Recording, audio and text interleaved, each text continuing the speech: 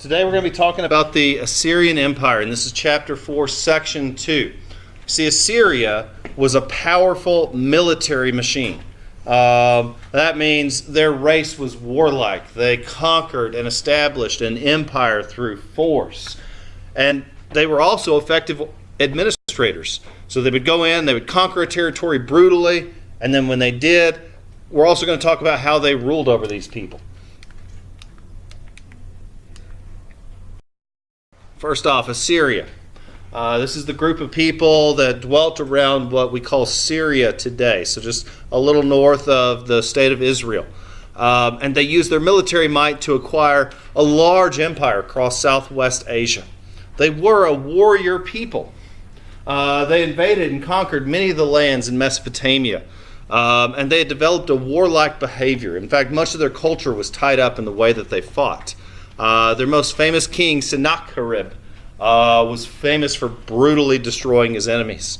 And so we'll also talk about this famous king in just a moment. Okay, so if you'll look with me at this map, this shows the Assyrian Empire at its height. Notice they conquered many of the famous cities we've talked about. Babylon, their capital was at Nineveh, so here's their capital, near the source of the Tigris River. They've conquered some into Anatolia. Of course, they've conquered Jerusalem and Egypt, many of the famous places in the ancient world. Well, how did they do this? The Assyrians, number one, had an extremely organized military. Their soldiers used metal armor. They were one of the first peoples in the ancient world to use metal armor. That is copper. Now, copper is a raw metal. It can be drawn out of the ground. It's a very simple process to shape copper. That being said, it's not as effective as iron, which has to be smelted and shaped through a much more complex process, but that's why copper was seen in warfare before iron. So soldiers used copper helmets, leather vest, and protective equipment, but then even had some iron weapons, swords. So this is a time known as the Bronze Age, where most cultures were using bronze weapons that, again, can be easily shaped and easily manipulated, but are nowhere near as durable as these iron weapons. So technology, one of the major factors that allowed the Assyrians to be dominant. Engineering skill, we'll see their techniques for taking down walled cities. And then finally, brute force. These were very effective terrorists. An army of Assyrians come near your city, you surrender. Don't mess with these people. They will do terrible things to you. Because after all, if they have to fight you, they're probably going to kill everyone in your city. At the very least, they'll make slaves of everyone. Or even there were cases where, for example, the Jews were banished to distant lands. So these are very brutal, as this drawing shows. The Assyrians developed a technique of counting the dead in battle. Originally, they would just stack the heads of their enemies, as the drawing shows. But that became impractical when you're killing people by the thousands. That's a lot of stacked heads. And so they would just begin by cutting the ears off. If you cut the right ear off of each of your dead, it's a simple way to count, to verify that, King Sennacherib killed 10,000 people in the city of Tyre when it fell.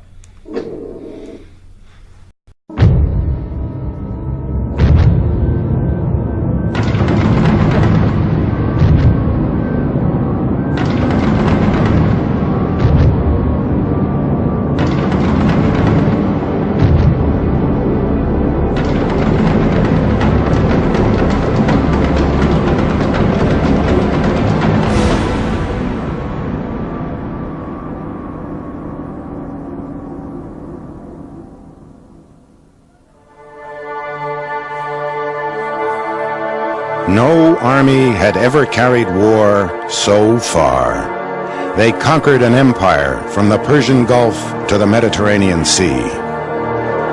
They despoiled the great city of Babylon and enslaved the tribes of Israel. Even the Pharaoh of Egypt paid them tribute. Their army became the largest yet seen, their warriors the greatest, and their warfare the cruelest.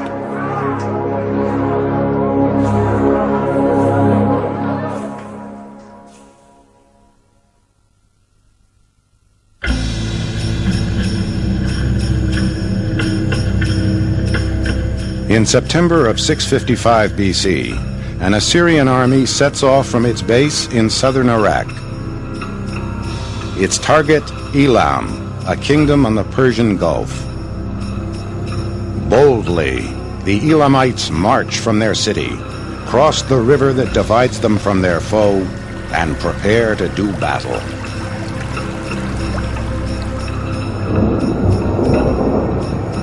At daybreak, the first Assyrians come into view. Like a storm gathering, thousands of horses and men assemble. The signal for attack is sounded, and the chariots charge.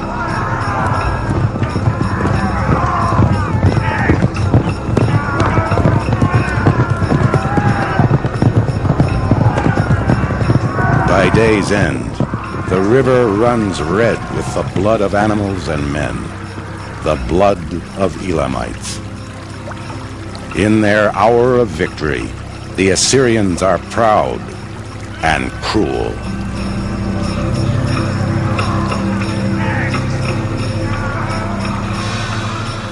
I cut their throats like lambs.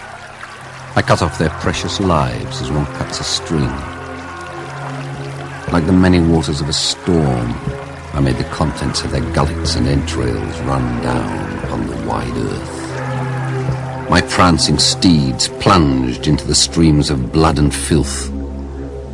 With the bodies of their warriors, I filled the plain like grass.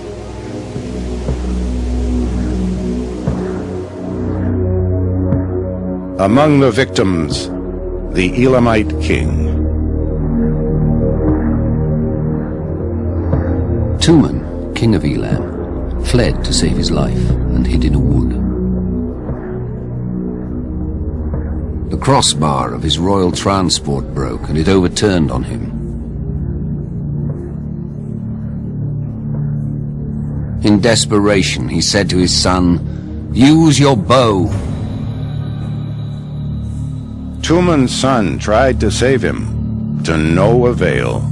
The king was caught and beheaded. The trophy was taken to the Assyrian king, who slashed it and spat on it. Then he hung it on a tree for all to see, while he celebrated his victory with a banquet. Tuman's followers suffered no less. Some were made to grind up the bones of their dead. Others were flayed alive.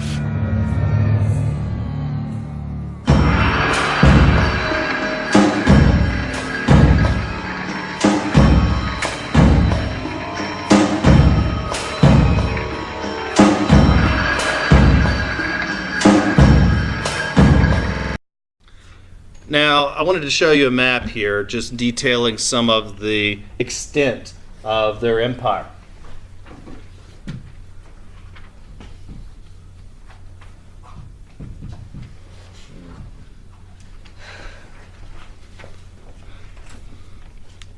So, for example, the former Assyrian Empire stretched from where you see Syria here, all the way down to the Zagros Mountains, all the way to Egypt. But then they're going to be quickly taken over by the Persian Empire. While the Assyrians were brutal and bloodthirsty and cruel and ruled through terror and conquered easily because no one wanted to mess with these people, that's not a sustainable means of a functioning government. Fear will only get you so far. And that's where Cyrus the Great and the Persian Empire showed a greater effectiveness, and we'll talk about them later. But let's stick to the scary people. So we'll come back to the Persians. For now, the kings of Assyria conquered the lands of Syria, of Palestine, of Babylonia during about a 200-year period of history between 850 and 650 BCE. They ruled through an effective administrative system. That is a central authority focused in Nineveh, who ruled directly over local governors called satraps in these tributary regions that would pay tribute to the city of Nineveh. And these governors were responsible with the collection of taxes, or if necessary, with the raising of armies to benefit the Assyrians in their conquest. The culture of these people. We know a great deal about them. For one, we know their capital city of Nineveh was incredible. Giant walled cities that were supportive of large populations relative to the ancient world. We've also seen examples of their writing and their sculptures and their storytelling. And most of the stories they tell are of military campaigns or of hunting. So it's through violence that one gains their fame in the Assyrian culture. Another of their famous King Ashurbanipal managed to amass a library, the largest of its kind in the ancient world. 20,000 tablets of collections of writings from all over the ancient world. In fact, it's from this great library of the Assyrians that we first learned of the ancient tale of the Babylonian culture, the Epic of Gilgamesh. In fact, if you're into comic books, it's the oldest superhero story. So it's really neat. There's some great videos on YouTube that will tell you the story of the Epic of Gilgamesh. I'll just leave it at that we'll call it the first superhero story, and then you can research more on your own. Now, how did the Assyrians take a walled city? A walled city gave its defenders a degree of protection. Number one, it gives them an advantage. From the vantage point of a wall, a defender could fire arrows, throw stones, and sit in relative safety and fight off a much larger army. But yet the Assyrians figured out how to defeat these walled cities. And so you see the use of ladders here. You see a couple of other technology pieces to get into. And so I want to point out a few examples of the technology that Assyrians would use to overcome a walled city. So the first one is obvious: ladders. Think of the movie Two Towers if you're a Lord of the Rings fan. The Uruk-hai raised hundreds of ladders more quickly than the defenders could throw them down. So ladders can be an effective tool to overcome an enemy within a walled city. Secondly here, this is number two, you're looking at weapons. Troops armed with the best weapons of their time. Spears tipped with iron, daggers and swords. And they're also protected by armor with large shields. Also, again, the weapons you can see in the second example here, this guy carrying a spear, the top one carrying a large shield. And then number three, it's a little tougher to see, their tactics. You see, the Assyrians were savage in their treatment of defeated opponents. Those who were not slaughtered in the initial attack were often impaled. That is, a spear shoved all the way through their body, coming out their head. Or beheaded. And women and children were often murdered outright or sold into slavery. Again, you hear of an advancing Assyrian army. The smart thing to do is to not fight. Because if you do, it's going to end very badly for you. And then finally, there were cities that dared to resist the Assyrians. There were cities with defenders numerous enough to throw down the ladders or to overcome the attackers. And that's where Assyrians developed the practice of tunneling. Like you see here, the man in number 4. These are called sappers, soldiers who dug tunnels to undermine the foundations of the enemy's walls. Okay, you have a walled city. Well, if you dig enough holes underneath the wall, it will collapse. And that's what these sappers were responsible for. Did they die, like underneath the wall getting crushed? That's a good question. I don't know the answer. I mean, the practice of being a sapper, it's probably one of the more dangerous things in the ancient world. I mean, yeah, I would say often these folks would die. Like, there's even an example in the First World War of soldiers who were given the job of tunneling under no man's land, the space between the trenches. And it was not uncommon for these tunnels to collapse and bury the people. So I can only imagine, these sappers, these tunnelers, digging tunnels underneath these walls. Yeah, I mean, they probably had a pretty low life expectancy. I mean, I don't have any specific examples, but I would imagine. And so again, I just wanted to give you an example. This is a warlike, a bloodthirsty culture. Most of their stories are acts of violence. King Ashurbanipal, yes, he's famous for the great library he amassed, but he came to power through being probably the most hardcore warrior of his time. And he's going to have stories like this, kind of honoring his great deeds, like this one here where he's fighting a lion with a spear. Not exactly what I choose to do on a Saturday, but this is what King Ashurbanipal did, or at least what he wanted people to think that he did on a Saturday. So here's an example of their writing. And so Brooklyn here, we're looking at examples of cuneiform. Cuneiform is the specific type of writing from this region. And we're actually looking at the Code of Hammurabi. You see, this code is the first ever written set of laws. And so I know we can't interpret it, but archaeologists have, and we can read and understand what these folks are talking about. Now, the empire came to an end, obviously. It lasted, in fact, only about 200 years. And so if you haven't had a chance yet, check out the poster there, the poem Ozymandias by Percy B. Shelley. The Assyrians are a great example of the lesson that we can learn from Ozymandias, that if your culture, no matter how bloodthirsty, no matter how cruel you may have been, if it crumbles and falls apart and leaves no lasting legacy, then what are you? So a couple of early warnings of the fall of their empire. Number one, they spread themselves too thin. They were a hated and feared people. But if you're a hated and feared people, you have to continue being a hated and feared people.